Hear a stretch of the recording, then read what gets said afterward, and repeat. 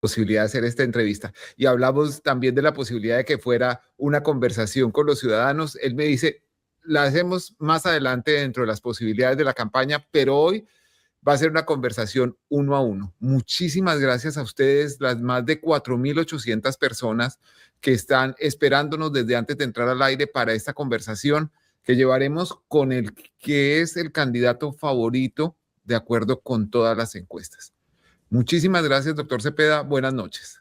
Buenas noches, Daniel. Me complace estar aquí con ustedes y agradezco mucho la paciencia y el espacio, por supuesto, de diálogo. Doctor Cepeda, la primera pregunta es la que se hacen muchos colombianos. ¿Usted es un comunista? Yo fui militante de la Juventud Comunista en mis años pues de adolescencia y en mi primera juventud, por decirlo de alguna manera. Luego hice parte del Partido Comunista, luego salí de esa organización política, me hice parte de una formación que había en ese momento llegado a la vida política por efectos del proceso de paz que se dio paralelo a la Constitución de 1991, la Alianza Democrática M19, y luego me hice miembro del Polo Democrático cuando surgió. Estuve entre las personas que contribuyeron a crear el Polo y de ahí en adelante, pues una historia que es más conocida, ya me convertí en congresista y luego también en fundador y colaborador para el surgimiento del Pacto Histórico y el proceso que hemos venido teniendo en estos últimos años. Durante muchos años se habló de que dentro del Partido Comunista había una parte de esa agrupación que hablaba de la combinación de las diferentes formas de lucha, validando la lucha armada, es decir, enfrentar con las armas las instituciones del Estado. ¿Usted qué pensaba de eso en esa época y qué piensa ahora? Son dos realidades que quisiera comentar. La Sí, primera, evidentemente, las discusiones que hubo como en muchas formaciones políticas, no solo de izquierda, sino también de derecha, sobre la acción armada. Y hubo personas que emprendieron ese camino estando en fuerzas políticas. En el caso del Partido Comunista hubo personas que se desvincularon y fueron a ser parte de organizaciones armadas. Pero dicho eso, ese argumento o esa justificación se utilizó, o mejor, se utilizó en el pasado y se ha utilizado para producir un exterminio político, que es el genocidio contra la Unión Patriótica. Hoy es 22 de marzo, hoy se conmemora una fecha especialmente importante, el asesinato de Bernardo Jaramillo Osa. Y hay que recordar cómo ocurrió ese crimen. Estando en un debate parlamentario, el ministro de gobierno, así se llamaba en ese entonces, Carlos Lemon Simons, acusó a Bernardo de ser parte del brazo armado de la Unión Patriótica. Y a los 3 días, estando en el aeropuerto, a punto de emprender un viaje, fue asesinado Bernardo. Así fue asesinado también mi padre. A mi padre lo acusaron de ser gestor también de una especie de alianza o alianza clandestina entre las guerrillas y la Unión Patriótica. Y así ocurrió con más de 6.000 de los integrantes de la UP. Entonces, ese argumento, Daniel, ha sido utilizado y sigue siendo utilizado hoy. En mi campaña se sigue intentando mostrarme como una especie de líder político que está aliado con la guerrilla. Y así es que nos han asesinado en Colombia. Y así es que los, digamos, sectores de opinión influyentes han promovido también el odio político. Sí, usted hablaba ahora del asesinato de su padre, que era en el momento en que lo mataron senador, como es usted ahora. Manuel Cepeda Vargas iba en su vehículo moviéndose de la casa donde ustedes vivían en el barrio Kennedy en Bogotá, iba hacia el Capitolio y usted, mientras tanto, iba en un bus ejecutivo hacia la Universidad Javeriana, donde era profesor primíparo, empezaba como profesor en ese momento. Usted pasaba por ahí y encontró esta situación que se ve reflejada en este video. Del ejecutivo, yo iba para la Universidad Javeriana y acabo de ver el carro. Yo pensé que era un accidente automovilístico y entonces acabo de ver esta cosa tan terrible. Así que yo le pido al país, le pido al presidente Samper, a quienes tienen que ver con la justicia en Colombia, que hagan algo en contra de esta ofensiva contra los dirigentes de izquierda y que no quede este crimen impune como el de tantos hombres justos y valientes que han peleado en este país. Ok. Quisiera que recordara ese momento conmigo. Sé que es un momento doloroso, pero quiero transportarme a ese momento para ver qué pensaba usted, qué pasaba por su cabeza. Pues la verdad, Daniel, esto yo lo he narrado en distintos momentos, ese era lastimosamente un hecho que estábamos esperando que ocurriera. El asesinato de mi padre estaba absolutamente previsto, eso duele decirlo, y es realmente pues muy crudo hacer una afirmación de esas, pero era efectivamente un asesinato que estaba prácticamente cantado. Y tan era así que mi padre emprendió un viaje unas semanas antes de que ocurriera el hecho a despedirse de mi hermana que está viviendo desde hace muchos años en el exterior y a conocer a su nieta para decirles que tal vez era la última ocasión en que se verían. Y al regreso, efectivamente, pocos días después de ese viaje, ocurrió el asesinato. Cada vez que nos despedíamos, porque realmente no era que yo pasara casualmente por el lugar de donde fue asesinado, sino que esa mañana íbamos a salir juntos. Regularmente él me acercaba hacia la Universidad Javeriana, donde, como usted dice, yo era profesor universitario. Pero esa mañana no, esa mañana se produjo una situación imprevista y no pude salir con él, pero luego recordé que una reunión que tenía se había adelantado y salí inmediatamente, prácticamente a los 15 minutos en que él ya pues había dejado el apartamento y encontré efectivamente la escena del crimen. Ahora, mi reacción en ese momento que usted ha mostrado era una reacción, por supuesto, de pues un gran trauma, un choque emocional, pero también de quien corrobora con mucha tristeza lo que se ha venido presintiendo y prácticamente el momento para el cual nos habíamos venido preparando.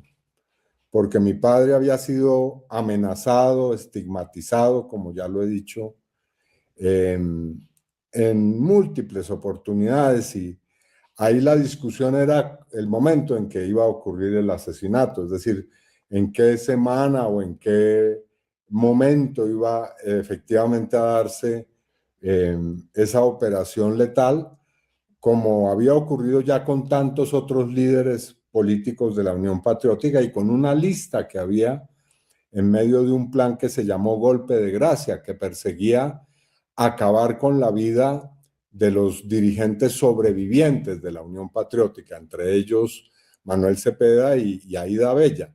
Yo recuerdo que las discusiones entre Aída y mi padre era quién tomaba, es decir, uno y otra se intentaban poner más digamos, en el peligro para que el otro no tuviera que afrontarlo. porque ambos se cuidaban mucho. Aída era en ese momento la presidenta de la Unión Patriótica y también estaba gravemente amenazada. Tan es así que luego del asesinato de mi padre, Aída fue blanco también, como es conocido, de un terrible atentado en una vía también de la ciudad. Fue objeto de un atentado con una bazuca que pues se perpetró en contra de ella, como se perpetró en contra del sucesor de mi padre, el senador Hernán Mota, que después tuvo que abandonar el país. Y así, bueno, es una historia muy larga con muchos episodios cruentos. Con muchos episodios dolorosos en donde muchas personas que no habían empuñado jamás un arma terminaron asesinadas y sindicadas de ser voceros políticos de la guerrilla. Hay una realidad. Usted nació en un hogar de padres comunistas. Papá comunista, Manuel Cepeda; mamá comunista, Gira Castro. La ideología no llegó a usted de manera artificial, sino en las otras casas, mientras le cantaban los pollitos a los niños, a usted le cantaban la Internacional. Bueno, eso tal vez sea un poco exagerado, pero efectivamente yo nací en un hogar con una fuerte, pues, cultura política. Y Okay. pues eso sin lugar a dudas marcó mi vida y mi existencia, pero también llena de muchos otros, por supuesto, momentos, episodios, espacios. Yo llegué a la política más por mis convicciones personales que por una herencia. Que por lo que aprendió en su casa. La inteligencia de no forzar mi militancia política. Así que yo llegué, yo tenía una vida como joven y como niño absolutamente ajena en muchos casos a lo que estaba ocurriendo. Pero ellos dejaron que yo me acercara más por la vida que me tocó vivir y por las influencias que pude poco a poco ir apropiando, y llegué a ser efectivamente, llegué a convencerme, ¿no? Especialmente lo que marcó mi decisión política fue el golpe que ocurrió en Chile. La personalidad de Víctor Jara, el cantante que fue torturado y asesinado en el estadio de Santiago de Chile cuando hubo ese sangriento golpe militar. Eso me impactó y fue tal vez uno de los motivos, pero también muchas otras vivencias de mi vida de adolescente y de mi niñez también. Sí, le pregunto todo esto porque en medio de los mensajes del presidente Gustavo Petro y de los silencios suyos, digamos silencios por no hacer más entrevistas como estas, pasa que mucha gente le está atribuyendo a usted el programa de convertir a Colombia en un país comunista si lo llega a elegir presidente de la República. ¿Usted qué dice ante eso? Que se tendría que conocer mejor mi vida política y mis planteamientos. Porque como lo dije, es cierto, yo en mi niñez y en mi adolescencia tuve una militancia política, pero luego tuve otras experiencias. Yo tuve la oportunidad de estudiar en un país del este europeo, en el que ocurrieron hechos muy traumáticos. A mí me tocó, afortunadamente, vivir el momento del desplome de lo que fueron los regímenes, de lo que se llamaba en ese momento el socialismo real. Y yo participé incluso pues yo era estudiante universitario, en los debates que se estaban dando en ese momento. Así que eso y mis experiencias políticas en el país me llevaron a adquirir posiciones políticas diferentes, matizadas, muy arraigadas a la realidad del país. Y entre otras cosas, a asumir una posición muy crítica frente a ciertos hechos. Yo condené tempranamente el secuestro de la guerrilla. Eso fue una de las grandes discusiones que hubo en su momento. Y eso está documentado ampliamente. Así que mi evolución política ha tenido muchos momentos diferentes. Aprendí la necesidad de trabajar por la paz en Colombia. Y lo aprendí de mi padre, que era también en su momento una persona que facilitó diálogos entre la guerrilla de las FARC y el gobierno del entonces presidente César Gaviria. Mi padre participó en varios diálogos de paz. He hecho una vida en el mundo político en el cual he tenido muy diversas influencias y he conocido a muchas figuras políticas que han cultivado el diálogo, la defensa de la democracia y del Estado de Derecho. Y menciono simplemente una que ha tenido una fuerte influencia en mi vida política, el doctor Carlos Gaviria, magistrado y presidente de la Corte Constitucional, quien orgullosamente debo decir fue presidente de mi partido y fue candidato presidencial en varias oportunidades. Entonces, todas esas influencias han marcado una visión muy matizada, que tiene muchos aspectos que tienden a simplificarse, como todo en Colombia, con clichés, con prejuicios, pero ahí están mis ejecutorias. ¿Qué he hecho yo en el Congreso? ¿Qué he hecho yo durante todos estos años? Nada distinto a buscar la paz, a defender los derechos humanos, a trabajar por las víctimas del país, a luchar contra la corrupción, a hacer debates para beneficiar al campesinado, a poblaciones que están viviendo situaciones muy difíciles en los territorios marginados y olvidados y empobrecidos en Colombia. Ese ha sido mi recorrido político. Y mi planteamiento en esta campaña, pues dista mucho a lo que se intenta presentar como mi programa. Aquí lo que se hace para evitar el debate, ya que tanto se exige debatir, es precisamente endilgarle, poner en los labios, inventarse la posición del otro. Y claro, con esa posición inventada y artificialmente construida, es muy fácil debatir. Si uno se inventa los argumentos con los que quiere enfrentarse, pues es muy fácil hacer un debate. Y claro, esa simplificación de que aquí vamos a llegar a estatizar, a acabar con las libertades, toda esa caricatura y esa fábula que se han inventado estos candidatos y candidatas bastante superficiales que ha presentado la extrema derecha en Colombia, pues obviamente esa fábula y ese discurso superficial y simplista, claro que es muy fácil de rebatir. Y le voy a poner un ejemplo muy claro. Aquí la extrema derecha nos acusa de intentar trasladar un modelo extranjero a Colombia, de trasplantar el modelo de Venezuela o de Cuba o de Nicaragua. Nada de eso. El presidente Petro ha hecho una política con una muy fuerte raíz nacional y con los problemas nacionales, pero los que sí han ido al extranjero a trasplantar un modelo aquí a Colombia son esos voceros de extrema derecha, que son amiguísimos en Miami. Usted lo sabe bien, Daniel, porque vive allá o ha vivido allá, no sé, en este momento creo que usted vive allí.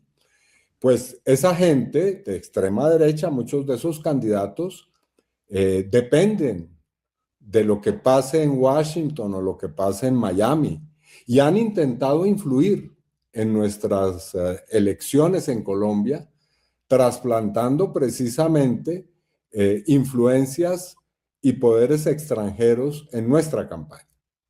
Así que quienes realmente intentan un intervencionismo extranjero son ellos y ellas.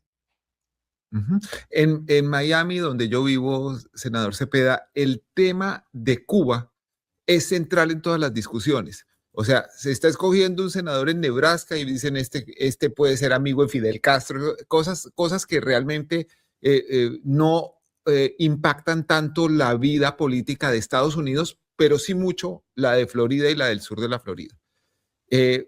Cuba está viviendo una situación terrible de crisis en estos momentos, de apagón, de falta de suministros. Algunos lo atribuyen al embargo que ha mantenido Estados Unidos sobre la isla y otros dicen que, claro, que el embargo ha contribuido, pero también ha contribuido mucho la falta de acción y de decisión de quienes han ocupado las autoridades cubanas. ¿Usted conoció a Fidel Castro? ¿Qué opinión tiene de él ahora que se ve en perspectiva todo lo que está pasando en Cuba? A ver, descompongamos esa, esa pregunta en varios, o esa intervención en varios momentos. Bueno, Cuba es un país que tiene un régimen político y evidentemente ese régimen se puede ¿Lo cuestionar. calificaría usted de dictadura? Pues algunos pueden calificarlo. Yo diría que en algunos aspectos sí ha habido un gobierno que se ha erigido sobre un concepto que era el concepto de la dictadura del proletariado, ¿no? El régimen de un partido político. Pero también es un país, y esto creo que se tiende a olvidar fácilmente, que ha hecho una enorme contribución a la paz en Colombia. Es un país que ha estado durante 40 años y un gobierno que ha estado en los últimos 40 años ligado a todos los esfuerzos más significativos que ha hecho Colombia en materia de paz. Y todos los gobiernos, todos, han tenido relaciones estrechas con Fidel Castro, luego con Raúl Castro y luego con el actual gobierno. Sí, lo que pasa es que a la gente le gusta mostrar las fotos de unos dirigentes, pero no de otros.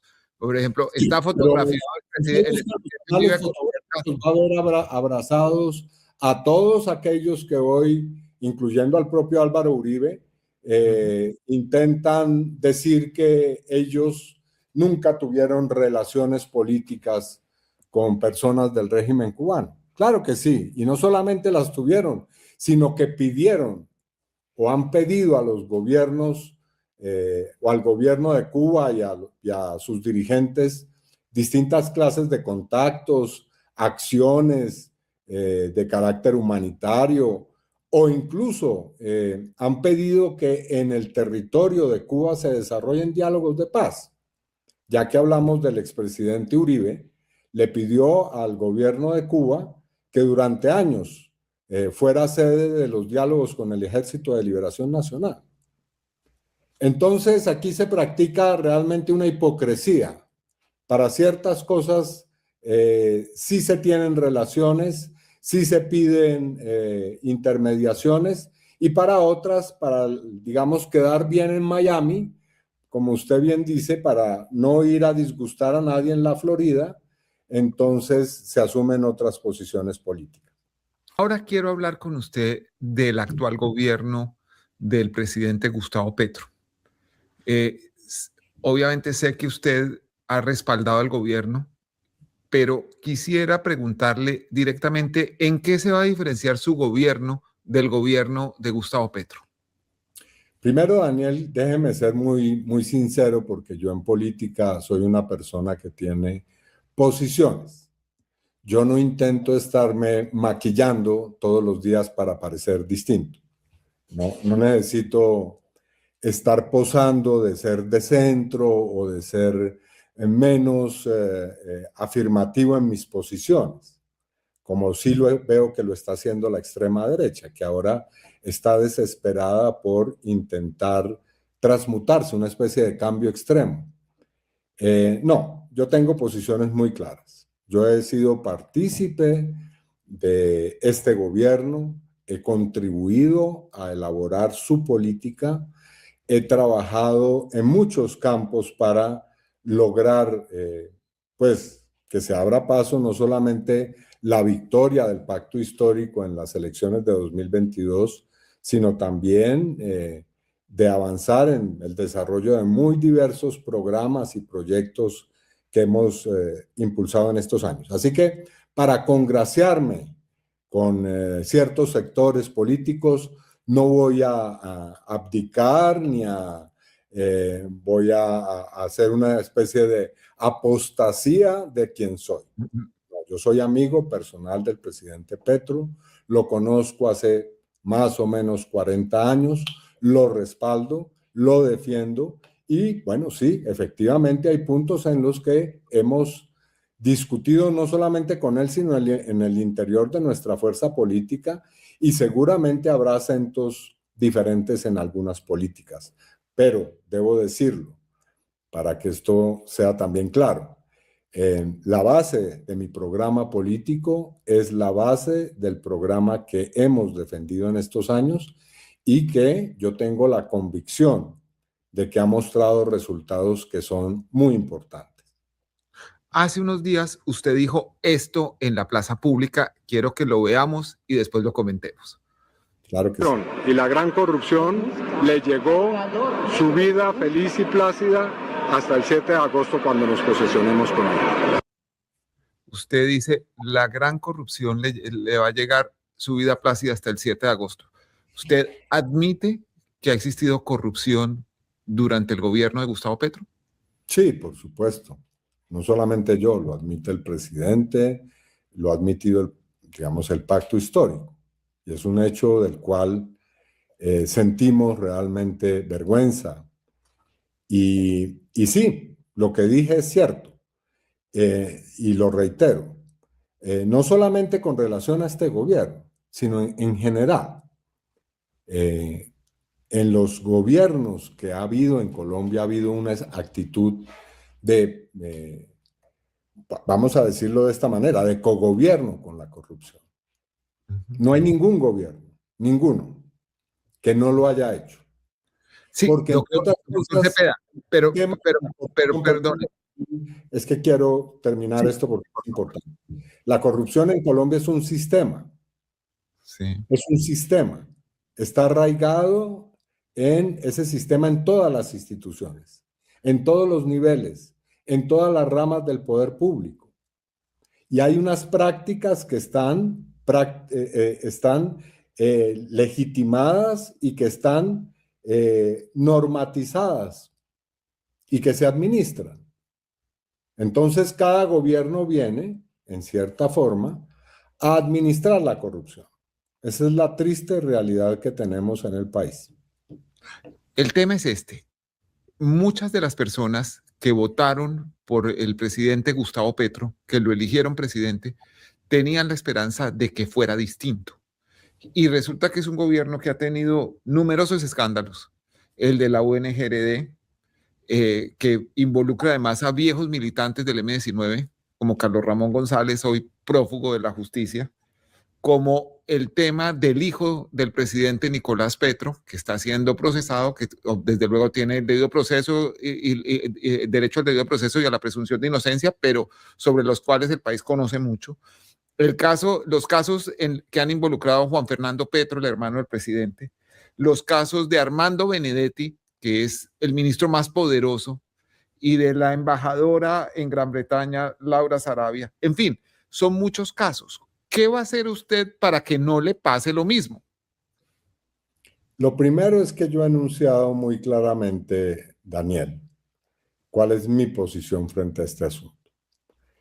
Lo he dicho en multitud de discursos e intervenciones públicas. En Colombia, como lo decía, no hay un problema de corrupción, hay un problema de mega corrupción. Hay un sistema que se ha empotrado en el Estado y en la vida pública que funciona a través de redes, aparatos, organizaciones criminales dentro del Estado. Y por lo tanto, si soy elegido, como lo seré el próximo 31 de mayo, en primera vuelta, voy a desarrollar una acción absolutamente vertical, que tiene ya además unas muy claras líneas establecidas para combatir la corrupción. No soy demagógico, no quiero decir que en mi gobierno habrá cero corrupción. No, eso Hacerlo sería simple y llanamente jugar con una mentira, porque repito, el Estado colombiano está absolutamente contaminado y corroído por la corrupción. Pero sí, lo que puedo garantizar es que habrá un esfuerzo con mis colaboradores, con el pacto histórico, para combatir toda forma de corrupción, comenzando, para que en esto no haya duda, por cualquier posible actitud, conducta o práctica que se desarrolle desde el propio gobierno.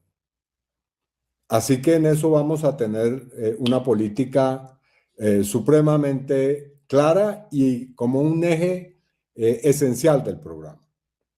Ahora bien, para que las cosas comiencen bien, pues hay que hacerlas así desde el principio. Y mi campaña ya es un ejercicio precisamente para mostrar que no estoy haciendo frases. Mi campaña ha sido austera.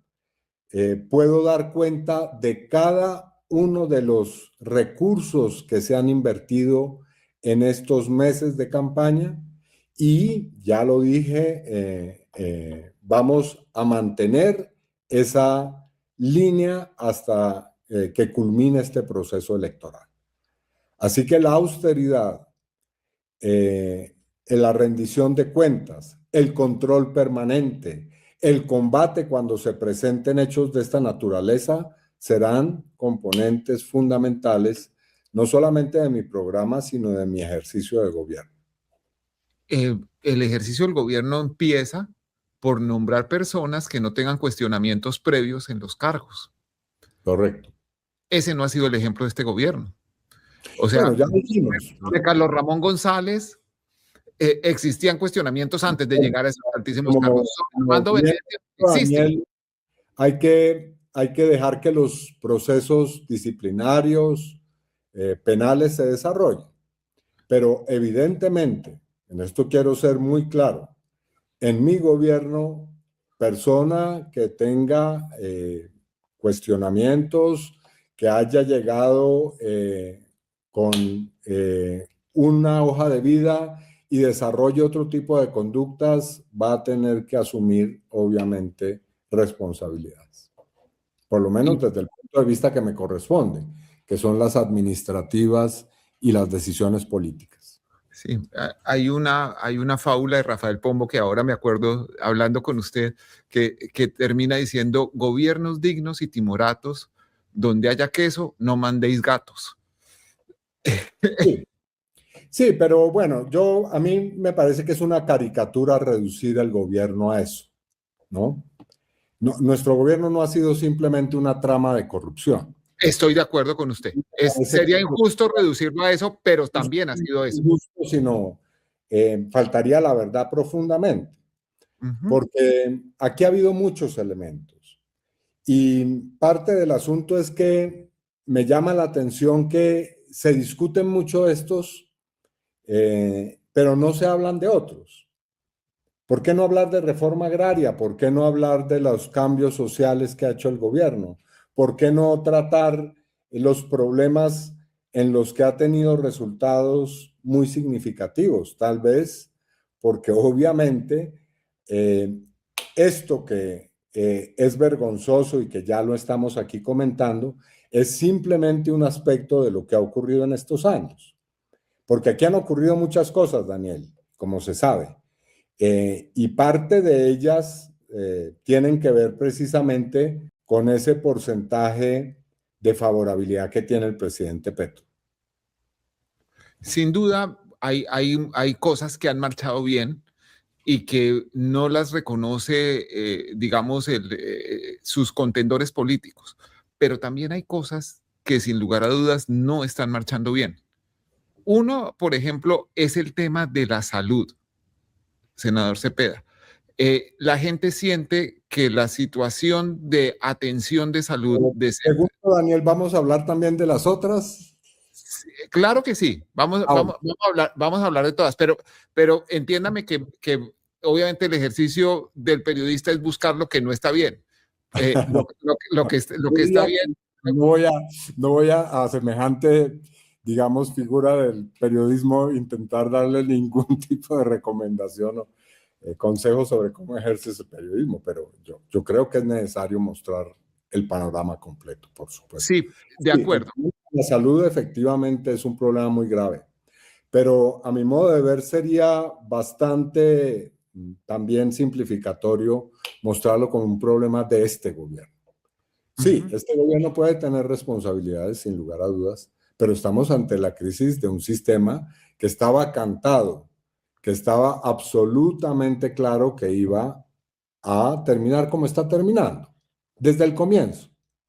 Porque no es posible que usted tenga un sistema que privatiza todos y cada uno de los eslabones de la cadena de la atención en salud, que otorgue eso a empresas que van a administrar recursos públicos, que comiencen a ocurrir hechos de corrupción primero y después de mega corrupción, que no sé cuántos, se habla de cifras astronómicas, no voy aquí a mencionar una porque puede ser en todo caso supremamente conservadora, pero por lo menos 50 billones de pesos se han robado de la salud de los colombianos y que luego de toda esa historia que ha comenzado desde el momento en que se aprobó la Ley 100 en el año 93, entonces se intente reducir el problema a que este gobierno ha hecho un manejo de tal o cual índole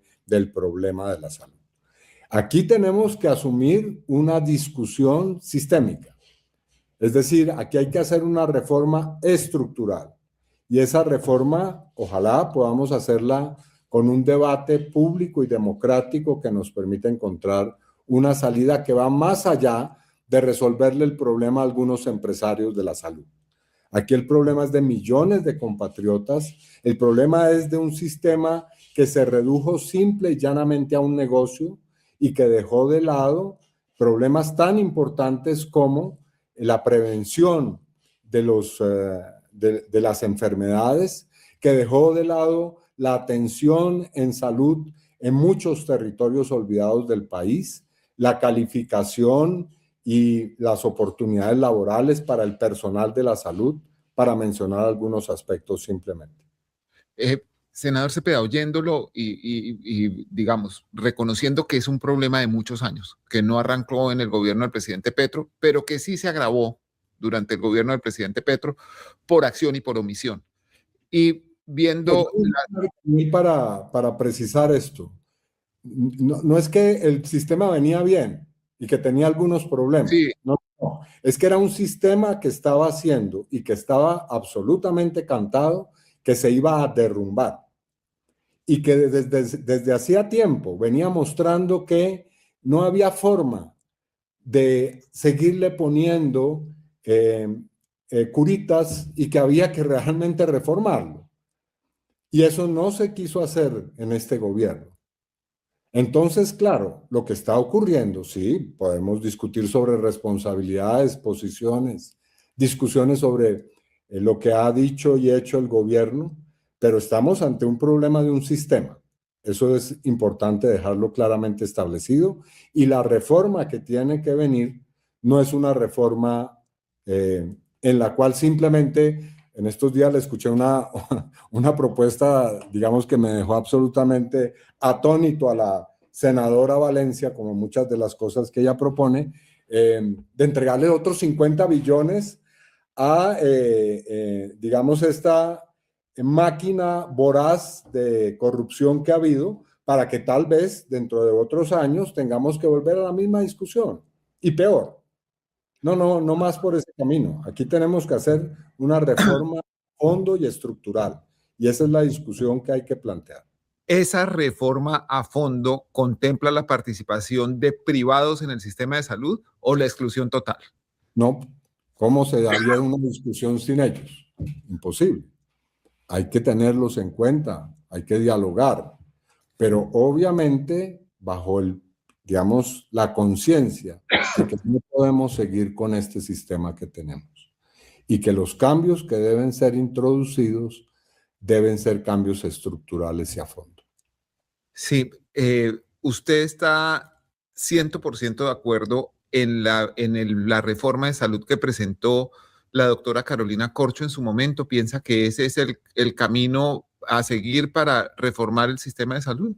Muchos de esos aspectos los comparto, pero a mí me gustaría, en aras de tener en esto una posición lo más abierta posible, que, digamos, no avancemos sobre ideas que puedan cerrar la posibilidad de un diálogo como es el que yo he propuesto. Evidentemente, tenemos que avanzar hacia un sistema mixto en el que el Estado cumpla un papel diferente, en el que las empresas privadas cumplan un papel diferente, en el que esté contemplado un aspecto que no ha tenido esta discusión. Repito, que es la atención en salud de carácter preventivo. Entonces, incorporando esas discusiones, creo que podemos hacer un ejercicio que sea de mutua conveniencia y que derive en una posibilidad de beneficiar a todo el país. Bueno, quiero pasar a otro tema, que es la economía. Doctor Cepeda, usted es un congresista de varios periodos. La gente lo conoce como defensor de derechos humanos, pero no le conoce gran experiencia administrativa. ¿Quiénes componen el equipo económico con el que usted está trabajando? Yo lo anunciaré oportunamente, Daniel. En esto procedo de manera, digamos, progresiva y destapando las cartas de mi estrategia programática y electoral de acuerdo a lo que nosotros definimos. Pero el país puede tener la certeza de que hay un equipo económico y que el planteamiento que estamos haciendo es un planteamiento serio. Tan serio como ha sido el manejo de la economía en estos años. Y aquí vamos a un asunto fundamental. No se produjo el desplome, no se produjo el arrebato o la expropiación masiva de empresas, tierras, bienes y capitales que se pronosticó cuando llegó en 2022 el presidente Petro al gobierno. Porque a Petro en su momento lo estaban acusando de lo mismo que me acusan a mí, de que iba a promover una especie de economía estilo Venezuela, que esto iba a ser el reino de las expropiaciones. ¿Y qué es lo que ha ocurrido en estos años? Digamos, si lo vemos con una óptica un poco objetiva y realista.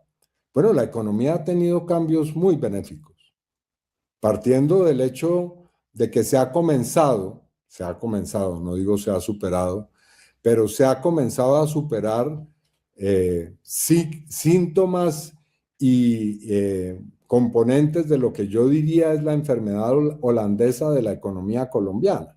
Es decir, de un desarrollo unilateral de la economía, centrado en simplemente, o por lo menos en un grado muy alto, la extracción de hidrocarburos y de riquezas minerales. La economía agropecuaria ha tenido un desarrollo fundamental en estos años, como también el turismo.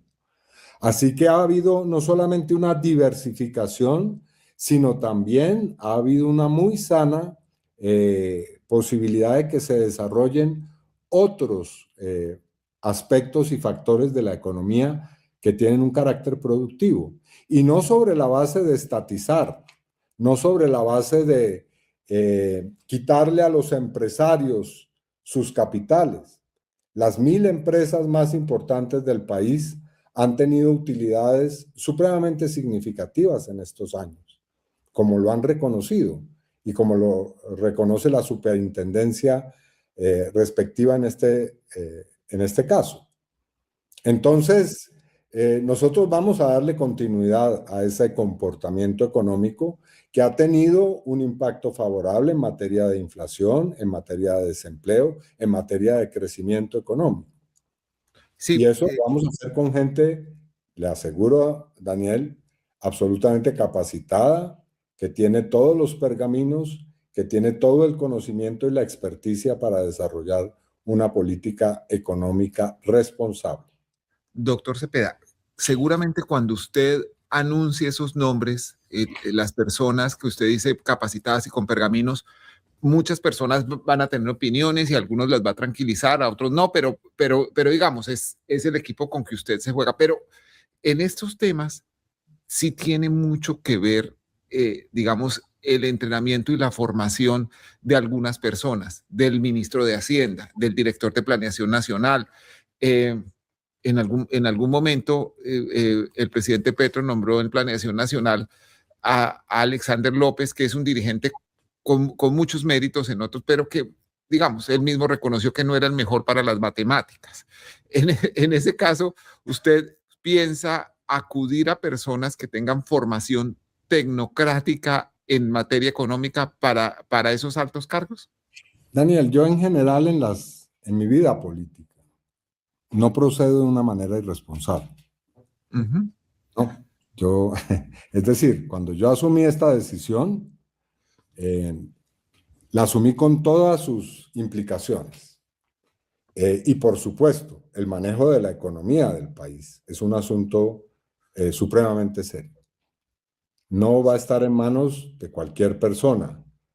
Va a ser personas que tienen, repito, ya lo dije, la calificación, la experticia, la experiencia, pero también las posiciones que coinciden con la que es parte del enfoque que tenemos sobre la política económica. Totalmente. Entonces, de una vez lo digo, no. En esto no vamos a nombrar a nadie que no tenga ni el mérito, como lo ha hecho el presidente Petro, y ahí están los resultados. Porque, bueno, ahí yo discrepo. Porque, Daniel, lo dice la OCDE. La OCDE dice que somos la sexta economía que ha tenido el mejor desempeño. Entonces, digamos, pero el mejor criterio para los nombramientos, permítame respetuosamente discrepar. Bueno, hablábamos de transición energética y usted lo mencionaba, y he leído partes de su programa en donde habla de una transición energética justa y fiscalmente responsable. ¿Qué quiere decir eso exactamente, doctor Cepeda? Que vamos a hacer que coincidan y que se articulen de la manera más armónica posible múltiples necesidades.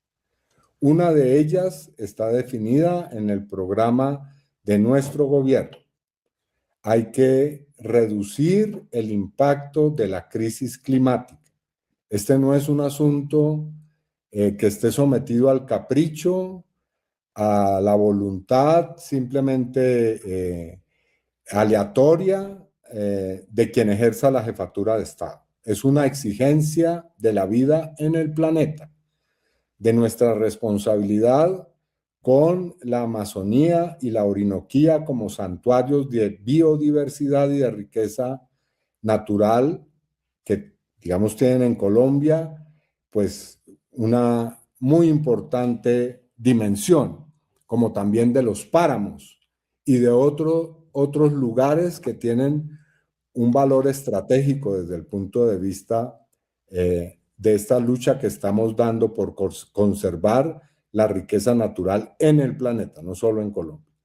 Por otra parte, por supuesto, las necesidades que tienen que ver con la explotación y con la exploración de hidrocarburos, de gas natural y de otros minerales, pero sobre la base de buscar una concertación que tiene múltiples actores. Por supuesto, están los empresarios, están quienes tienen y con quienes me reuní, con quienes dialogué sobre esto.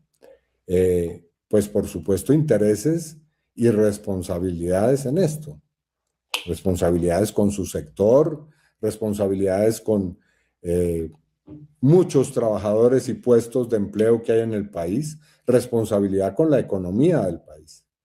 Pero también están las comunidades en los territorios.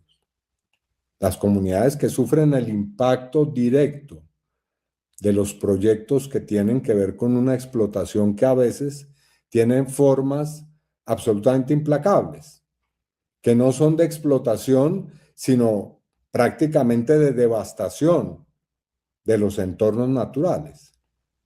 Entonces también con ellos y con ellas, con esas comunidades hay que concertar, y hay que concertar, por supuesto, también con los intereses en materia, como ya lo dije, ecológica que tiene el país. Entonces, es un problema que tiene una complejidad que requiere, como lo he dicho, un diálogo nacional. Este es un aspecto, sin lugar a dudas, que hará parte de lo que he llamado el diálogo nacional y frente al cual habrá que tomar decisiones que probablemente no satisfagan a todo el mundo, pero que yo buscaré sean lo más equitativas y democráticas posibles. ¿Mantendría en la presidencia de Ecopetrol al doctor Ricardo Roa? No, yo creo que él va a terminar su periodo y bueno, allí habrá un cambio, claro. Pues no hay un periodo fijo porque la Junta puede revocárselo en cualquier momento y el gobierno, el Estado es mayoría, 88% de la presidencia. Habrá un cambio, pero cada cosa en su momento. No voy a adelantar ni mi gabinete ni mis colaboradores más cercanos en este momento. Bueno, doctor Cepeda, está muy bien eso. Algo que esta mañana estábamos en Los Danieles y Ana Bejarano me pidió específicamente preguntárselo. Entonces, esto como decía Pacheco en sus programas de domingo, va por cuenta de la abejita Conavi. Ella me pregunta si usted finalmente es partidario de hacer una Asamblea Nacional Constituyente, si eso es una prioridad para su gobierno, sí o no. No, en este momento no lo es. Y yo he explicado casi que cada 2 días esta posición. La reitero. Yo creo que lo que debe ocurrir en el país es un diálogo y un acuerdo nacional sobre temas que son de carácter estratégico. Hemos tocado aquí en esta conversación al menos 2 o 3 de ellos. El problema de la corrupción, el problema de la transición energética, pero podríamos sumar a ellos el problema del narcotráfico, el problema de cómo hacemos para transformar los territorios, en fin. Esos temas requieren, sin lugar a dudas, políticas mucho más ambiciosas de reforma social que hoy o no existen o no se están implementando. Bueno, frente a eso yo propongo que haya un diálogo en el que estén sectores políticos, económicos, sociales, incluyendo al movimiento social, por supuesto, que nos permitan encontrar una concertación. Si como parte de esa concertación surge un consenso o por lo menos un mínimo acuerdo de que la forma de implementar eso a lo que lleguemos como consenso nacional es una asamblea constituyente, perfecto, pero no al contrario. No vamos a comenzar a discutir si es o no es la asamblea constituyente sin haber discutido lo que está, a mi modo de ver, a la base, que son los problemas que tiene el país. Es decir, primero se buscaría un consenso del mayor número de actores sociales y de fuerzas políticas antes de pensar en citar una Asamblea Nacional Constituyente. Yo creo que ese es el mecanismo y digamos, la manera en cómo hay que hacerlo. Ahora, nosotros hemos elegido en el Congreso de la República la bancada más numerosa. Tenemos hoy 66 congresistas del Pacto Histórico. Bueno, tenemos que utilizar ese escenario político para el cual hemos trabajado en estos meses, para elegir una bancada que tanto en Cámara como en Senado nos permita avanzar. Entonces, por supuesto, hay que dejar que esa bancada actúe y que intentemos que no se repita, espero yo, lo que ha ocurrido con este Congreso. Y es que sectores del mismo han sido realmente pues el obstáculo para esas reformas y han tirado al piso la posibilidad de avanzar en cuestiones tan serias como la reforma a la salud, por ejemplo, de la que hablábamos anteriormente. ¿Usted es el padre de la paz total, como ha sido mencionado en diferentes piezas de propaganda de sus contradictores? ¿Qué tanto de la culpa del fracaso del programa de paz total está en la cuenta de Iván Cepeda? Mire, yo no soy una persona que, como lo decía, se desdice o se avergüenza de lo que hace, ¿no? Yo orgullosamente he trabajado por la paz en Colombia. Sí. Y si eso es lo que me van a endilgar mis opositores y mis contradictores, yo creo que por ahí no es. Porque sí, contribuí definitivamente a que hubiera un acuerdo de paz en el año 2016. Fui facilitador de los diálogos entre el gobierno del presidente Santos y la guerrilla de las FARC. Y no me arrepiento de lo que se logró en ese momento, de ese acuerdo, que para mí tiene un carácter histórico. He participado en otros esfuerzos. He buscado la paz con el ELN. Sobre esto hemos incluso tenido amables discusiones, Daniel, o por lo menos diferencias. Sí, señor. ¿Cómo no? Y también con el Clan del Golfo. Sí, en el gobierno del expresidente Santos, yo trabajé junto con funcionarios de ese gobierno en buscar, no directamente con los integrantes del Clan del Golfo, pero sí con sus representantes en una mesa de diálogos, un camino para su desmovilización. Entonces sí, yo trabajo por la paz. Es un deber constitucional, es un derecho que tenemos los colombianos. No es una actividad criminal, como la presentan el señor Álvaro Uribe y sus candidatos y candidatas. No. No, trabajar por la paz en Colombia es un deber de los ciudadanos. Entonces sí, planteé en el comienzo de este gobierno la posibilidad de diálogos simultáneos.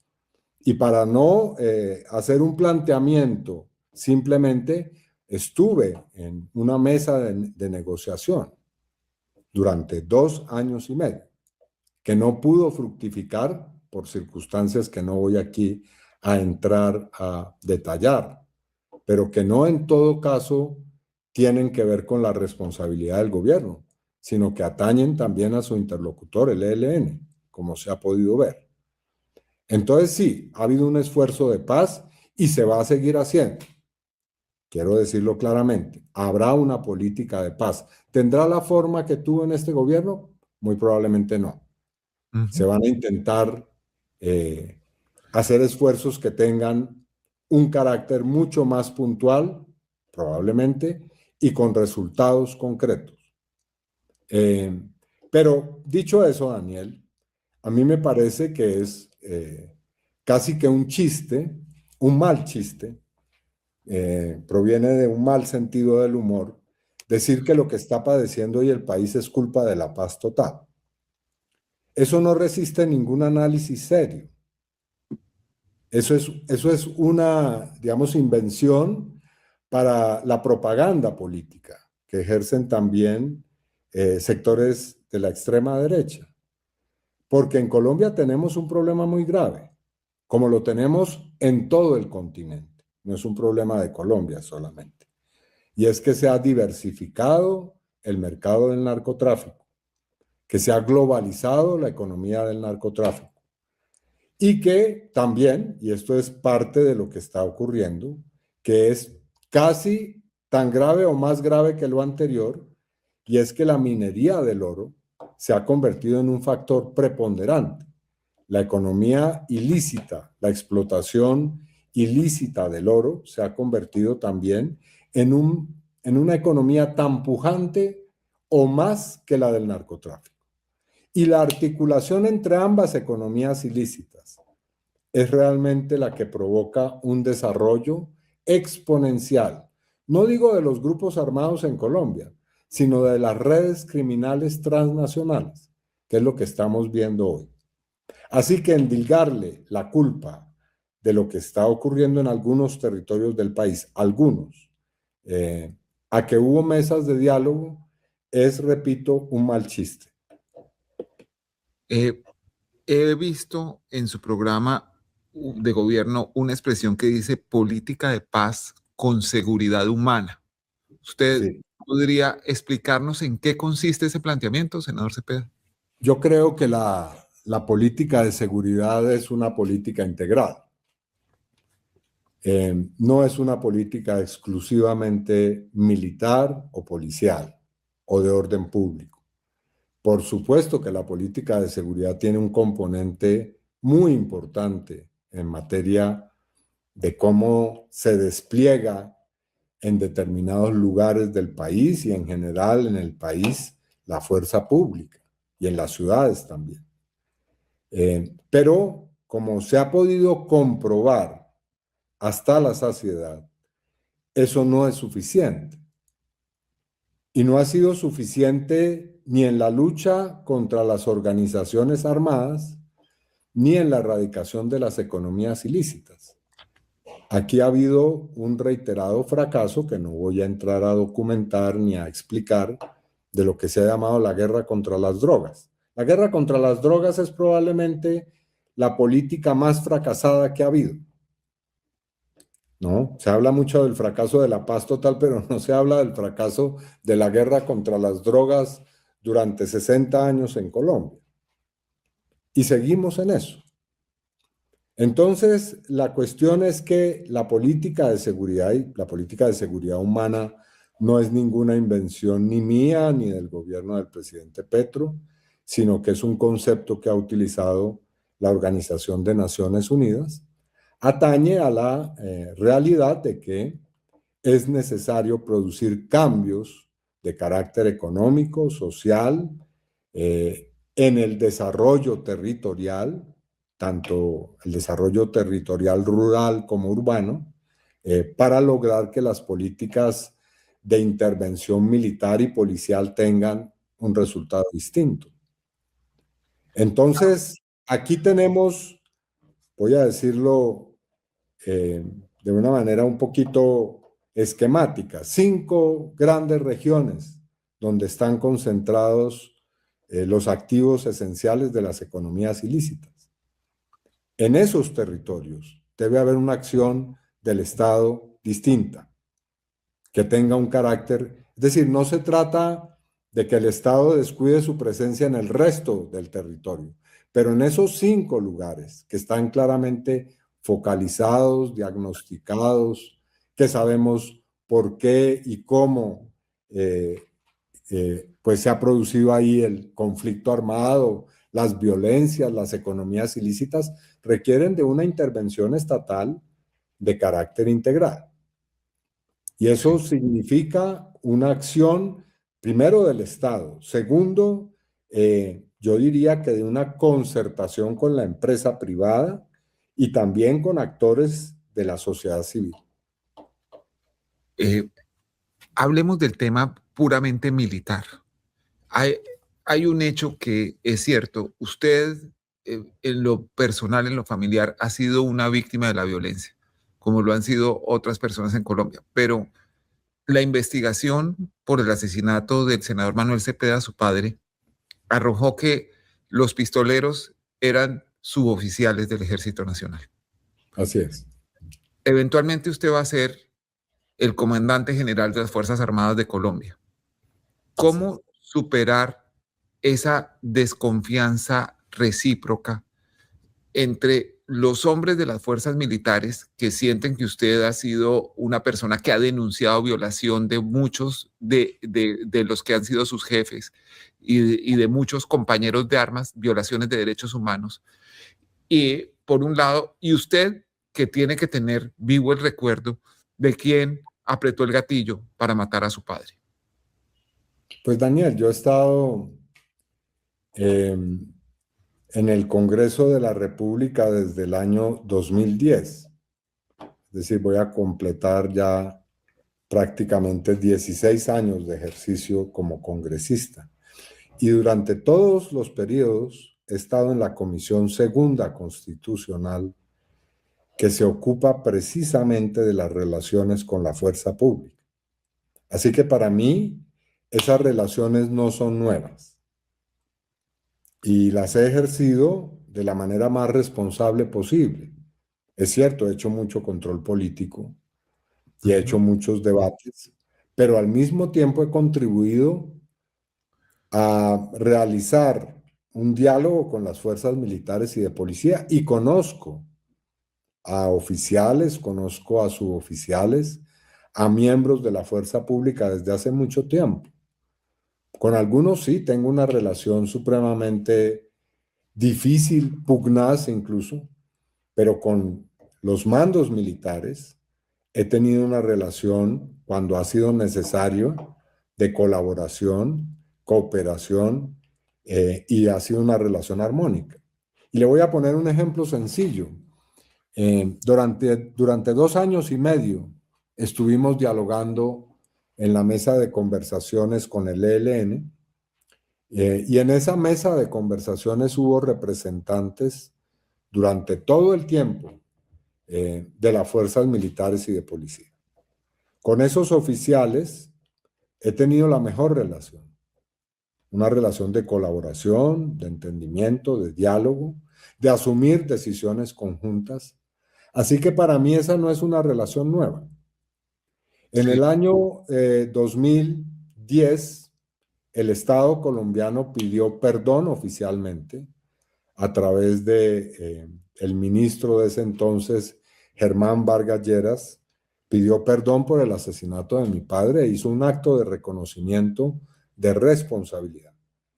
Y el día en que hizo eso el Estado colombiano, yo dije que aceptaba la petición de perdón y que aceptaba el acto de reconocimiento de responsabilidad. Y no lo hice como un acto formal, sino como la comprensión de que ese acto marcaba una relación distinta. Y como lo he hecho en muchos otros planos, he tenido diálogos con personas que han sido en otros momentos mis adversarias políticas, incluso personas con las que he tenido relaciones de enemistad profunda. Y he logrado construir o reconstruir relaciones, yo diría cordiales. Y hoy tengo amigos, incluso en la extrema derecha de este país. Hace unos meses, a la Comisión Segunda del Senado, de la que usted es miembro, llegó una lista de oficiales que ascendían al grado de brigadier general. Entre esos oficiales estaba el comandante de tal vez uno de los mayores golpes en la historia contra las FARC, propinado durante el gobierno Uribe. Y mucha gente dentro del estamento castrense, como periodista tengo que averiguar y tengo que tener fuentes en todos los sectores del poder público, me decían, seguramente se va a encontrar con la oposición del senador Cepeda por lo que significó en ese momento este golpe y por lo que significa este hombre para esto. Y la sorpresa con la que me vino otro general a decir fue, no, Cepeda examinó la hoja de vida, este hombre no tiene ninguna investigación por violación de derechos humanos y fue el primero o el segundo senador que firmó el ascenso de ese hombre a general. No vamos a dar el nombre porque pues es un riesgo para su seguridad, ¿no? Pero se ha encontrado con casos así, con que llegan a su responsabilidad de senador personas que piensan encontrar en usted un enemigo acérrimo, un opositor a la acción de las fuerzas militares. Todo el tiempo, claro está, porque en Colombia los prejuicios son, digamos, omnipresentes y tienen mucha fuerza. La gente antes de conocer y tratar a alguien se orienta fundamentalmente por el prejuicio que tiene y por la manera en que es encuadrada la otra persona en un cierto papel, rol, en una estigmatización que tiene cada quien del otro. Entonces sí, es una tarea frecuente. Yo he tenido que hacer muchas veces el ejercicio de explicar quién soy, por qué pienso como pienso, por qué actúo como actúo.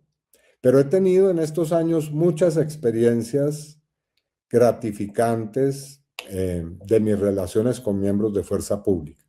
Y he sacado adelante incluso proyectos de ley que han rendido homenaje a víctimas de las fuerzas militares en acciones que ha cometido la guerrilla y que han permitido cumplir con el deber del Estado de reparar a las víctimas, en este caso de las fuerzas militares y de policía.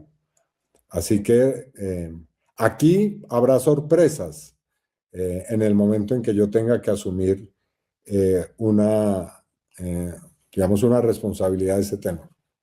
Bueno, usted dice, claro, hay muchos análisis superficiales y hay muchos prejuicios sobre unas personas u otras, pero hay unos prejuicios que tienen foto. Por ejemplo, se ha hecho muy popular en redes sociales en los últimos días todas las fotos suyas con Iván Márquez y con Jesús Santrich. Le voy a mostrar una de muchas que hay. Sí. Y ahora, además, vinculado con el hecho de que las investigaciones señalan que la segunda Marquetalia habría estado detrás del asesinato del senador Miguel Uribe, como si se pudiera derivar una responsabilidad suya por el hecho de tener estas fotos o de tener unos trinos en donde usted ha señalado que era partidario de que Jesús Santrich recibiera un tratamiento de X o Y circunstancia cuando estaba en medio de proceso. ¿Qué refieren? Daniel, perdóneme, ¿me puede repetir eso último? Porque ahí se perdió. Que también se han popularizado trinos como estos, donde usted hablaba de la huelga de hambre de Jesús Santrich, de su entrada a la prisión, de su salida, cuando hacían parte del proceso de paz con las FARC. Entonces, la pregunta tiene dos aspectos. Primero, si usted puede explicar estas fotos y estos trinos, por un lado, y por otro lado, su conclusión sobre las investigaciones que señalan la responsabilidad de esta disidencia de las FARC en el asesinato del senador Miguel Uribe. Con relación a lo primero, sí, yo estuve, como lo dije, prácticamente desde el año 2012-2013 asistiendo a los diálogos de paz entre el gobierno nacional, en el gobierno del presidente Santos, y la delegación de las FARC. Debo decir, yo no conocía hasta ese momento al señor Santrich y al señor Iván Márquez en algún momento anterior, cuando mi padre fue también facilitador de paz, alcancé a entender quién era y tener tal vez en algún momento una llamada que entró al apartamento, simplemente responder a la llamada y tomar un mensaje de él para mi padre. Pero no conocía realmente a ninguno de los dos. Ambos fueron definitivos en el proceso de elaboración del acuerdo de paz. En el caso del señor Márquez era ni más ni menos que el jefe de la negociación por parte de las FARC. Y en el caso del señor Santrich era pues quien prácticamente había designado las FARC como parte del equipo de redacción de parte de FARC de los acuerdos. Así que ambos jugaron un papel muy relevante en esa negociación y tuvimos una relación estrecha, es cierto, en La Habana. No solamente ellos y yo, sino ellos y el conjunto de la delegación de gobierno. Muchas personas entraron en relaciones como es propio de una negociación de carácter personal, por supuesto. Cuando se produjo el acuerdo y cuando comenzó su implementación, vino un episodio que estuvo marcado por la acción del señor Néstor Humberto Martínez, el entonces fiscal general de la Nación. El señor Néstor Humberto Martínez desarrolló una operación en la cual se buscaba la extradición del señor Márquez y del señor Santrich. Pero no solamente de ellos dos. Se buscaba extraditar también a magistrados de la JEP. Se buscaba implicar en una operación que había estado, en la que había estado participando activamente el señor Néstor Humberto Martínez, para hacerle daño a muchas personas que habían contribuido en el proceso de paz. No eran solamente Márquez y Santrich, como se ha dicho aquí. No, estaban buscando. Esta es la forma más rápida de preparar tus recetas sin esfuerzo. Este molino picador eléctrico de lo que se llamó en su momento el entrampamiento de incluso magistrados de la JEP. ¿Con qué propósito se hacía esto? Pues un propósito muy sencillo: acabar y destrozar el proceso de paz que se estaba implementando en ese momento. Tan es así, tan grave fue esta situación, simplemente quiero subrayar este elemento. El presidente Santos vino a informarse que estaban realizándose esta clase de investigaciones y de operaciones en la madrugada del día en que iba a desarrollarse el operativo para capturar al señor Santrich. El señor Néstor Humberto Martínez ocultó, y de eso se ufana en un libro que él ha publicado, ocultó esta información al jefe de Estado. Así que ahí había una clara intención para acabar con el proceso de paz. Y yo asumí la defensa no de Santrich, no de Márquez, sino del proceso de paz.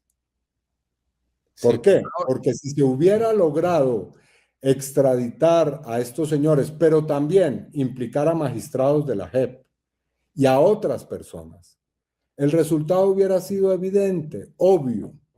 Se hubiera dado un golpe letal al proceso de paz. Entonces eso a mí no me lo perdonan, claro está.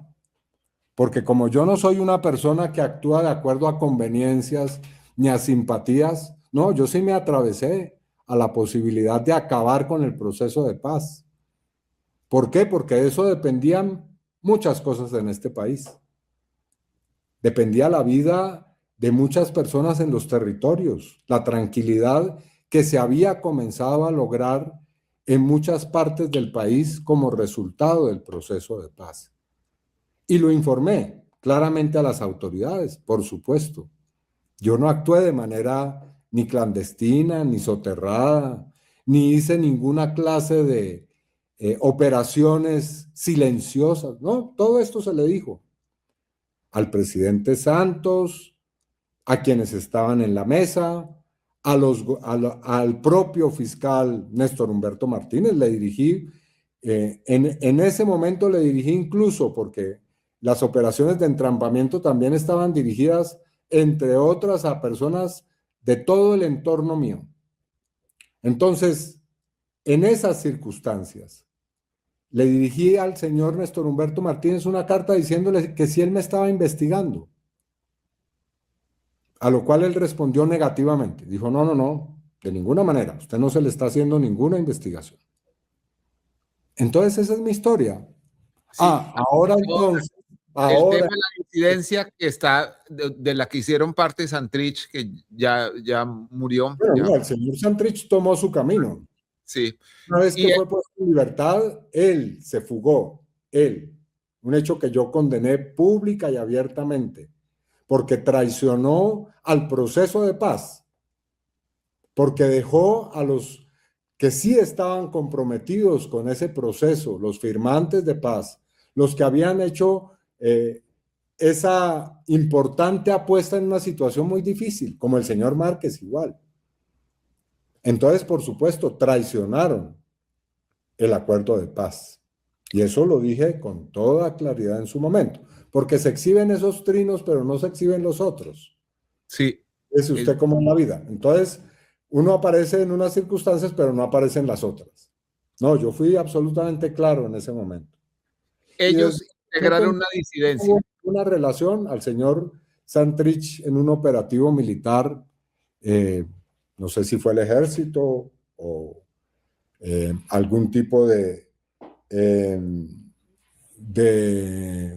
organización, no sé exactamente en qué circunstancias, a una agencia extranjera lo sorprendió y fue muerto en una acción militar. Y el señor Márquez en otras acciones también ha sido buscado y ha sido reprimido y ha sido objeto también de acciones militares. Pero bueno, hasta ahí. Entonces, ahora el tema es la disidencia y el hecho del atentado a Miguel Uribe Londoño, el atentado mortal a Miguel Uribe Londoño, del que responsabilizan a esa disidencia que fueron a integrar estas dos personas. Pues es un hecho absolutamente execrable.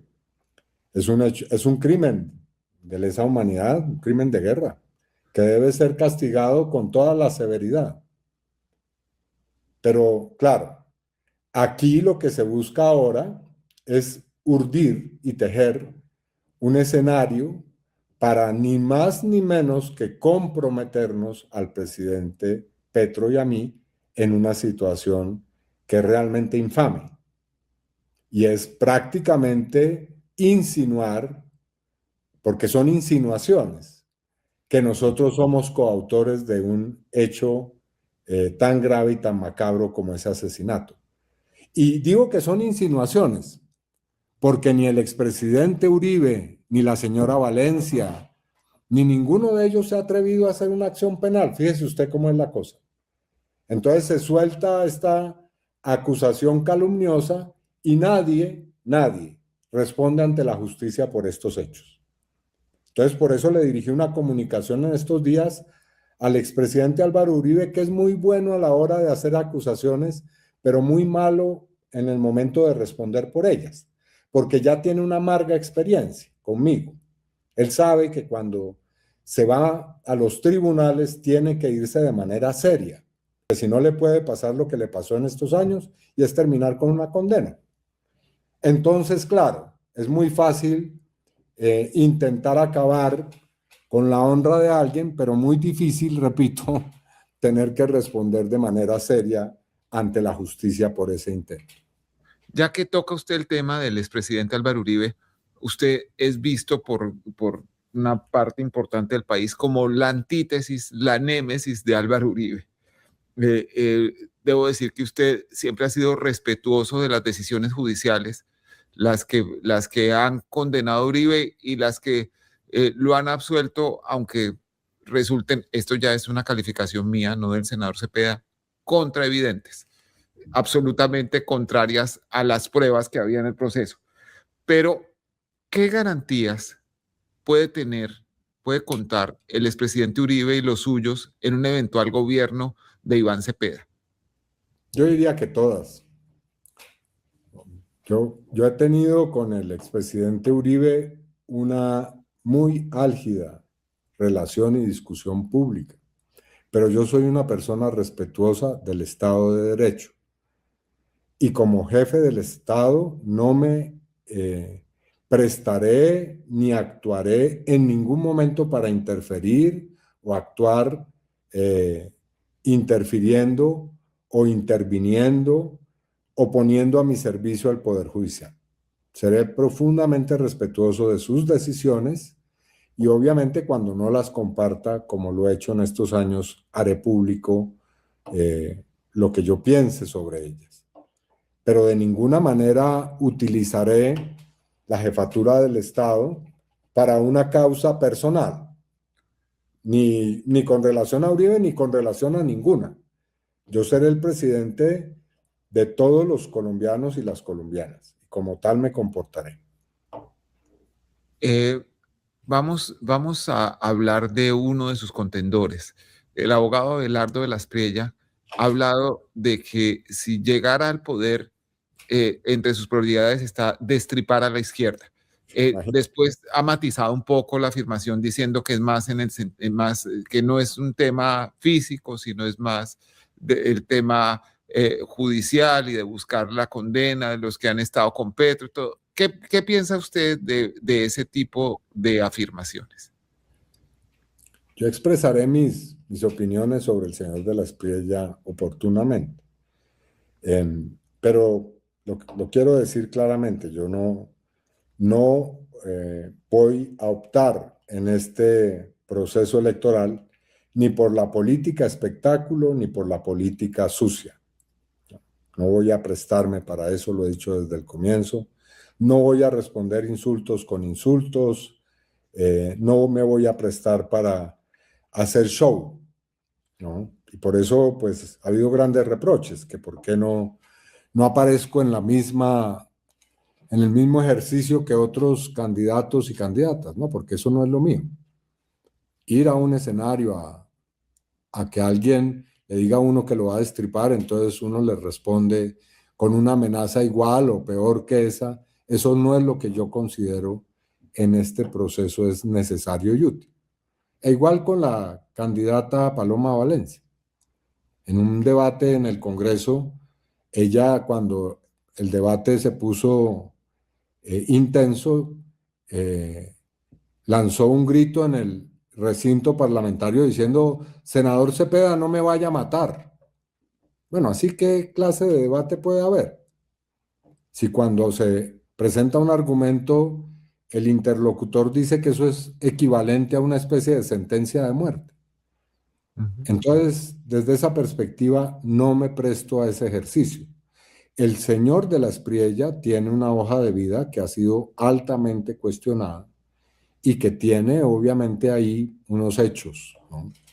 Que no he señalado yo. Han señalado investigaciones periodísticas y otros. No voy a referirme a esos hechos. Él tiene que responder frente a eso, por supuesto. Bueno, yo no sé si debo aclarar esto en este momento, pero yo no soy el mayor partidario del expresidente Uribe. Sin embargo, creo que esa frase realmente suena un poco exótica. hay algo que me parece que hay que reconocerle, que es su excepcional conocimiento de la política colombiana. Es realmente un estratega formidable. La última encuesta está mostrando que 2 de los 3 candidatos punteros, por supuesto usted ocupa el primer lugar, pero el segundo y el tercero se mueven en su órbita. O sea que él tiene 2 apuestas corriendo la final. De alguna manera, la presencia de Abelardo de la Espriella y de su retórica permitió que la senadora Paloma Valencia se vistiera de centro. Y la compañía de su fórmula vicepresidencial, el doctor Juan Daniel Oviedo, pues permite todavía más que se presente como una alternativa de centro. ¿Usted cómo percibe esa estrategia para enfrentarlo a usted? Pues lo primero es la caracterización de Uribe.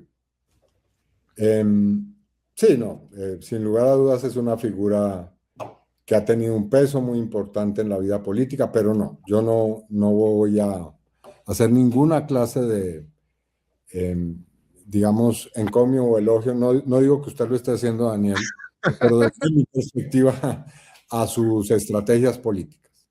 El expresidente Uribe ha actuado siempre en política de manera sucia, tramposa y con estrategias retorcidas contra sus adversarios e interlocutores. Y yo he sido precisamente objeto de muchas de esas estrategias.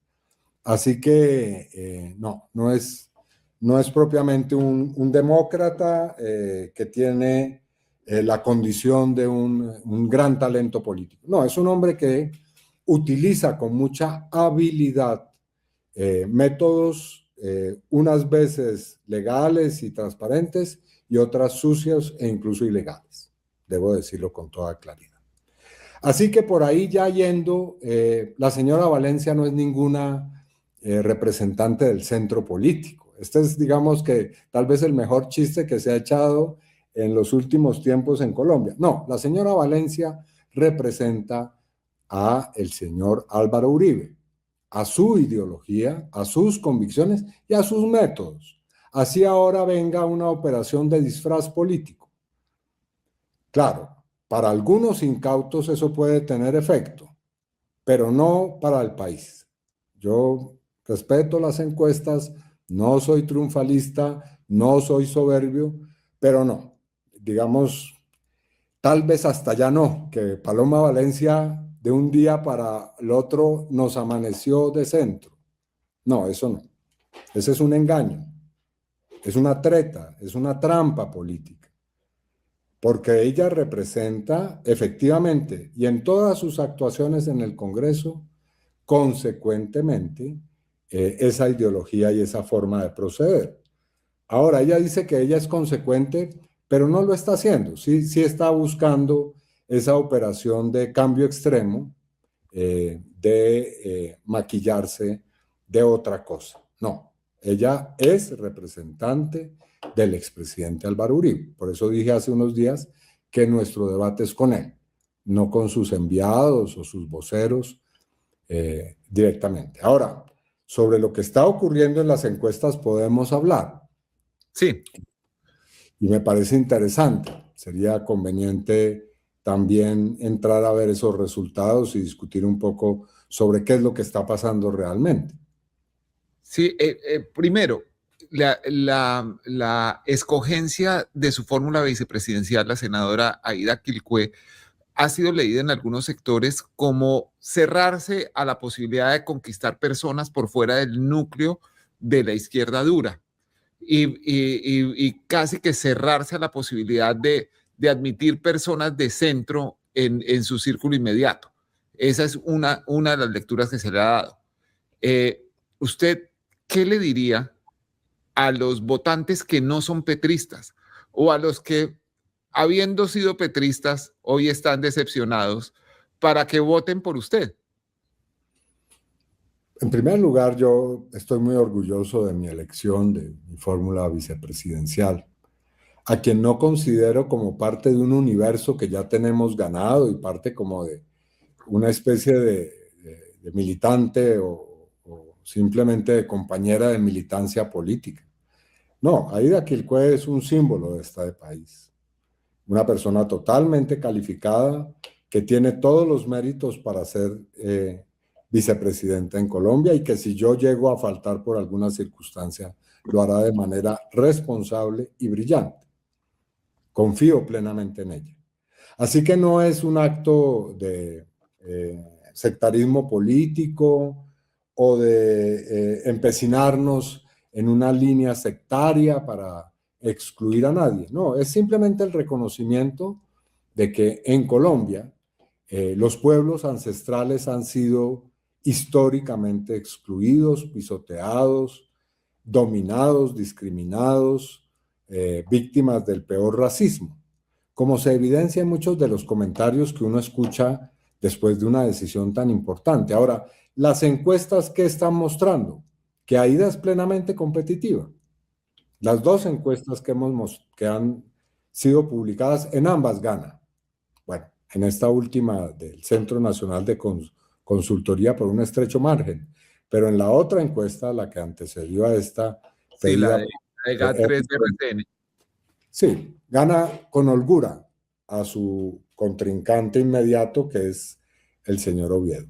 No sé si usted vio una característica de la encuesta que es muy particular, senador Cepeda, que es la fórmula suya, la senadora Aida Quilqué, es la que más respaldo tiene y también la que más rechazo tiene. Sí, es posible que haya personas que también, evidentemente, pero es competitivo, ¿no? Suscita entre el universo de los que han sido encuestados, si no estoy mal, el 25% de las personas que participaron con una opinión favorable. Pero más allá de eso, nosotros, el hecho de que tengamos una fórmula que proviene de los movimientos sociales, no quiere decir que no estemos en un proceso de alianzas políticas, porque aquí valdría también la pena decir que hace unos cuantos días sellamos un importante acuerdo con el exministro, ex senador y dirigente político liberal Juan Fernando Cristo y su movimiento En Marcha. Y vamos a presentar otras alianzas. Así que no, primero el pacto ya se presenta hoy con una alianza que se llama la Alianza por la Vida, en la cual estarán presentes muchos sectores disímiles con los cuales, eso sí, tenemos coincidencias programáticas y obviamente enriquecerán el espectro de nuestros votantes. Pero dicho eso, el pacto histórico es una realidad política hoy en Colombia. Me parece que sería ligero no tener en cuenta qué representa hoy. Es la fuerza política que tiene la mayor representación en el Congreso, que es la única que se presentó a las elecciones del Congreso con candidatos y candidatas elegidos popularmente y que también, además de eso, ha obtenido una votación, repito, muy significativa el 8 de marzo y que, para colmo de males, no pudo presentar mi nombre en la consulta interpartidista porque fue sencillamente vetado. Sí, senador Cepeda, lo que nos están mostrando las dos encuestas de esta semana es que la senadora Paloma Valencia tiene un impulso muy grande, que la votación copiosa que obtuvo hace 15 días, más la conformación de su tiquete vicepresidencial con Juan Daniel Oviedo, le está dando resultado.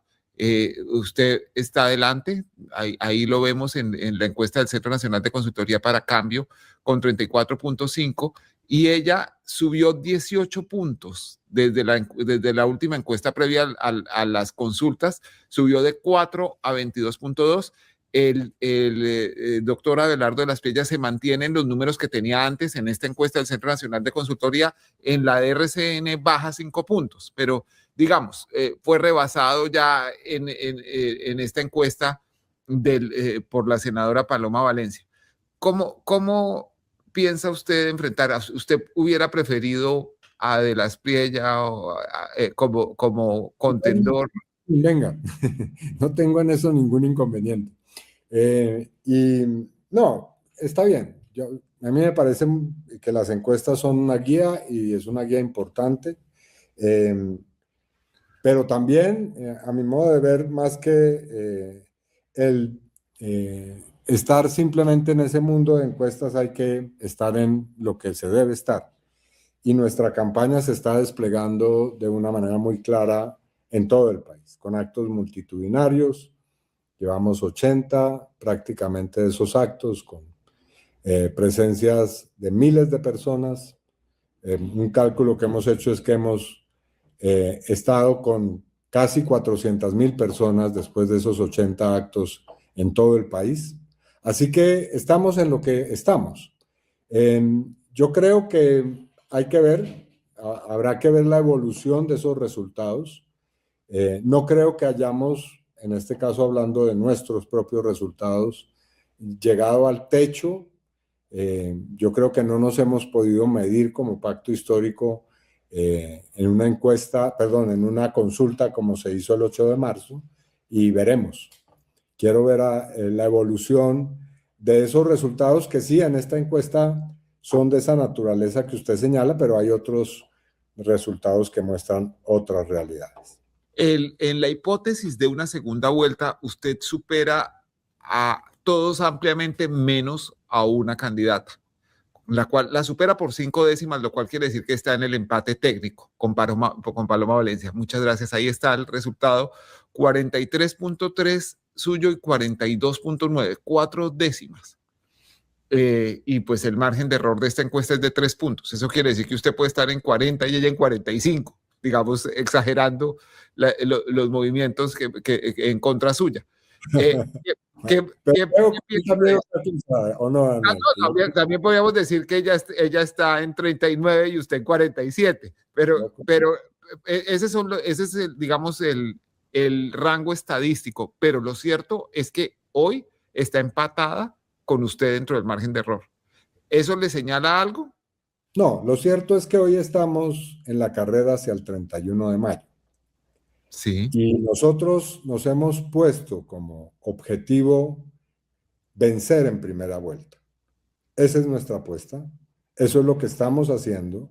Para eso estamos trabajando y amanecer ahí veremos. Pero nosotros vamos por la primera vuelta. Y una vez que estemos en el 31 de mayo, con resultados en la mano, hablaremos de qué viene. Sí debo comenzar, como aspiro a hacerlo, a convocar el diálogo nacional para comenzar a gobernar bien el 7 de agosto. Sí, y aprovechar un tiempo crucial que es el que transcurre entre la elección y la posesión, porque no es momento como para sentarse a cantar, sino hay que aprovechar muchas cosas.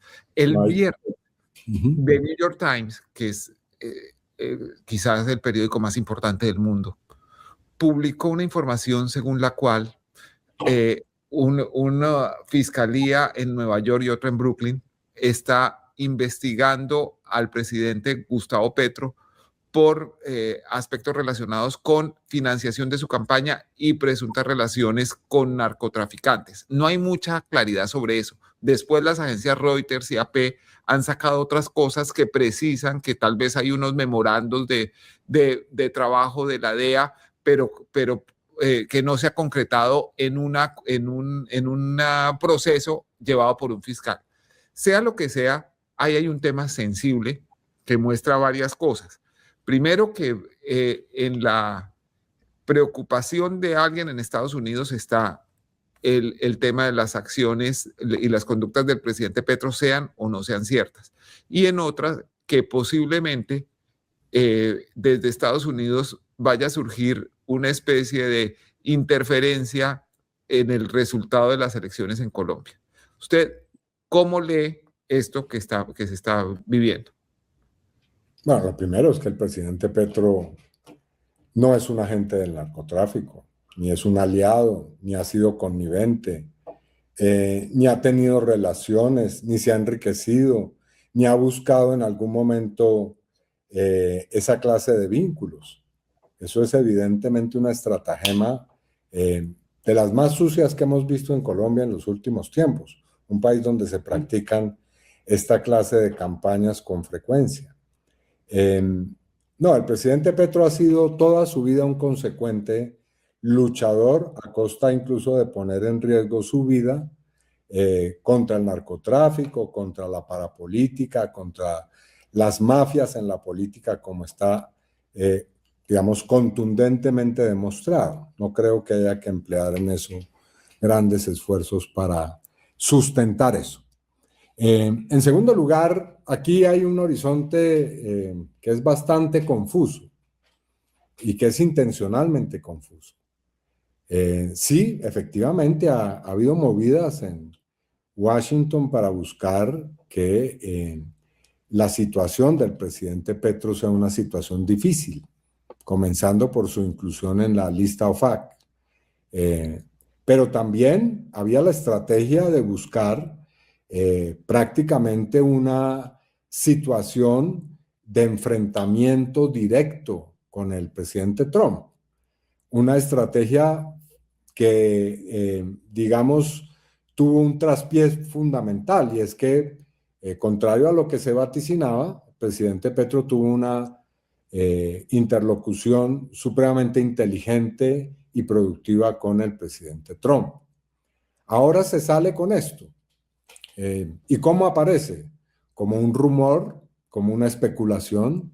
No hay ningún tipo de comunicación ni ningún tipo de información oficial que dé cuenta que se está investigando al presidente por parte de la Fiscalía. No hay hasta el momento ninguna demostración de ese hecho. Y entonces aparece esto como un rumor. ¿Y cuál es el sentido de ese rumor? Pues es evidente: hacer daño a su imagen pública, buscar lesionar su legitimidad y su idoneidad ética y moral, con propósitos claramente políticos y electorales, hay que decirlo. Como también en mi caso. A mí también se me ha intentado de alguna manera presentar como alguien que puede ser investigado eventualmente en Estados Unidos. Es más, el Centro Democrático, para decirlo con nombre propio, ha hecho esos esfuerzos denodados.